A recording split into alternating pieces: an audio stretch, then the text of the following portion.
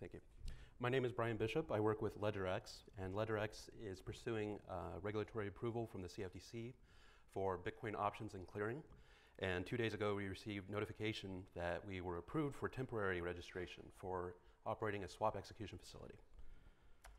So my approach for a review of Bitcoin scaling proposals was an attempt at thorough review. I reviewed all bitcointalk.org forum posts in the technical subforum, but also all email from the Bitcoin dev mailing list. And some parts of the IRC logs, although not everything, someone else will have to do that. So these proposals are not my own. These are from the community. The people who made these proposals are here today, and you should track them down and talk with them and coordinate. So it's very difficult to listen to all proposals. All ideas are hidden among anonymous authors to anonymous authors or authors that we know. For some reasons and others, some authors choose to remain anonymous, and that must be respected. So it's very hard to sort through signal and noise, but we must do so anyway. Some of the original complaints about Bitcoin Core was the slow initial sync of the early blockchain. So many of the early proposals were about this problem. However, there are other problems that remain. I'm going to skip scaling. We're short on time, but curves for scaling laws, we should know this. So I wanted to start with imagining what the theoretical maximum scale is of anything. How much could we use if we could, how many transactions per second could we do if we convert the entire universe into transaction processing capacity? Which is an interesting question that I imagine Ralph Merkle has thought about. Everyone here knows Ralph Merkle because of cryptography, whereas I know him because of cryonics and molecular nanotechnology. But the idea is that if you could simulate people's brains, you could put them on a computer in the cloud, and then they won't have to actually create transactions between each other because we could just look at what they're trying to do. Perhaps that will solve the problem. Coming back a little bit closer to reality, instead we could say, well, what if we wanted to do centralization? What is the maximum possible amount of transactions per second that we could imagine? And a little bit scaled back from that is that using modern ASICs, we could probably get a few billion transactions per second if we were willing to do so.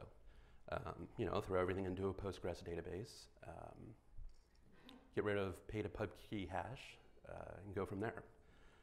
What's interesting is that this is already better than the modern banking system, but yet it's still worse than Bitcoin. So what if we go back even further, back to reality? So we have to wonder, what is the correct scale? What are we aiming for here? Is there a point at which too many transactions is unhealthy? But what are we scaling? I think an important priority is financial safety, mining and privacy, the transaction verification rate, trustlessness is very important as well. In Bitcoin, we have this unfortunate problem of conflating the number of transactions and the number of users, or even the number of addresses and the number of users. If you have a few million wallets on your site, does that mean you have a few million users, or does that mean you have a few million wallets? So it's very hard to count the number of nodes and so on. So there are some trade-offs in Bitcoin. You have to trade off between efficiency and security sometimes, or between cost and benefit, or bandwidth and variance in mining. And in particular, when we're designing software solutions for scaling, we have to also keep in mind that we're looking at the worst case of the network because of cyber attacks, instead of just looking at best case or average case. So with these trade-offs in mind, what are the bottlenecks? Transaction verification, again, is a very important one. The peer-to-peer gossip network is another important one. These bottlenecks are where we have to look if we're going to increase the scale. So the solutions that I'm going to be presenting have a lot to do with some very common data structures, the most important of which is a Merkle tree. A Merkle tree is a hash tree, which is the idea of each node in the tree being a hash of the children of the node. That appears everywhere in Bitcoin and is very important. So the first proposal was in the original Bitcoin white paper, which was simplified payment verification. The idea is that you can have lightweight clients that do not require full node security using transaction verification using the Merkle root and block headers so that you can look up whether a transaction was actually included. And you get slightly less security in exchange for node optimizations. You do not need a massive node to run this. Another optimization that was made was headers first as of version 0.10 of Bitcoin Core. With headers first, this greatly improved the blockchain sync for new users. Many proposals are based on pruning. With pruning, the idea is that you can either prune the unspent transaction output set, or the UTXO set, or you can prune the local blockchain that is stored on the hard drive, or you can prune old transaction, old coins. You can prune op return data, although that's highly controversial. And so is, for that matter, returning old unused coins to the network. That is also controversial. However, pruning does help. Another interesting data structure and technique is bloom filtering, where you have no false negatives, but you trade that off for having false positives. And this is an efficient data structure for looking up the presence or inclusion of a member of a set, which is often used in many proposals for checking transaction inclusion or block inclusion or outputs. Another proposal, of course, is just use distributed hash tables. This is a joke slide. Many other proposals are those that involve unspent transaction output commitments. Instead of just having committed transactions in block headers, you can have the unspent transactions that are committed in the headers. This allows lightweight clients to look up their outputs inside of this Merkle root data structure. We can actually soft fork the requirement that UTXO commitments be valid, but the commitment itself has to be optional. And there's also some validation incentive problems related to this that have to be solved. So you can do a commitment on the unspent transaction outputs, or you can do commitments on the spent transaction outputs. And this is relevant because the way you go decides whether you can query in certain ways in this data set. So a specific proposal for this was to have a fixed size unspent transaction output set.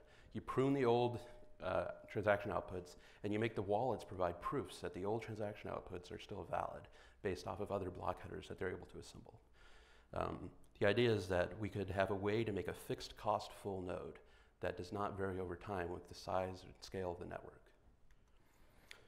IBLT, invertible bloom lookup tables, was an idea for constant time propagation of blocks on the network. Relay network is going to be talked about shortly after my presentation, so I'm going to skip this. Of course, we're all familiar with max block size proposals. There have been proposals for increasing, decreasing, and keeping the block size the same, and many variations of this that I'm also going to be skipping. Merge mining is an interesting method for having alternate chains that are secured by the same hash rate for miners that are interested in securing both chains of Bitcoin and an auxiliary chain.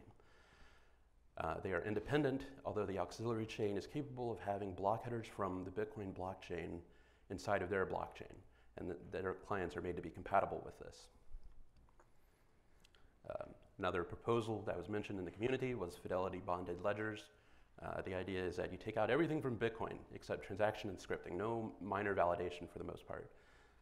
And this would require fidelity bonds and possibly fraud proofs as well. Sidechains are also something that has recent mind share. I'm going to skip this as well. There's a paper, it should be read. This is a diagram of sidechains. Extension blocks were proposed on the mailing list a while back and on the forum even earlier, where you have a soft fork to include an extra block where transactions can be placed. Fee pressure differences between the main blockchain and these extension blocks might choose or inform user preferences for where they put their unspent transaction outputs. Treechains were another idea that involved less miner validation, where you have a proof of publication system primarily. All the complexity is pushed off to the transaction receivers. Another important point of Treechains and similar proposals is that you have the wallets provide the UTXOs themselves instead of relying on the network to keep the UTXOs. So this pushes the complexity not only to the transaction receivers, but also to some of the senders. Cross-chain swaps, I'm going to skip for now. Probabilistic payments was the idea that there is a difference between transactions and payments. Payments can be made independent of actual transactions. You can have a signed to contract mechanism for paying someone 1/100th of a Bitcoin, and this would be have a probability of being paid in actual Bitcoin. It's a sort of lottery scheme. There were many lottery micropayment schemes prior to Bitcoin.